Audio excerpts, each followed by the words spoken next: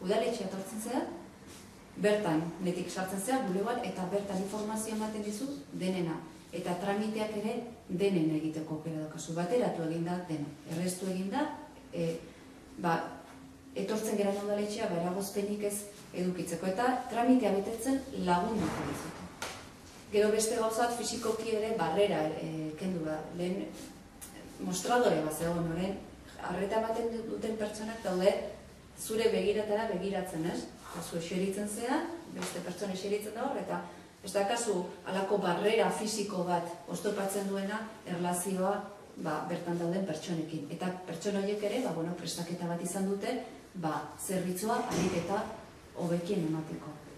Gertaleike, ohiturak aldatzea denok kostatzen zaigu, udaletxeari ere, nola ez, eta, rodaje fiskat izan beharko du, guzti hau martxan jartzeko, baina, lan aurretik lasakon bat eginda, jende askok parte hartu du, eta pentsatzen dugu egin beharreko lan bazala. Etxe barrun aldaketa egon dira, zerbitzu departamentu batzuk aldatu dira, eta era berean, udaletxean fizikoki etortzeaz gain, garrantzitsua da, herritarrei aukera ematen zaiela baita ere beste sistema batzuen bidez ere, nolabait ere bere tramite guzti hauek egiteko.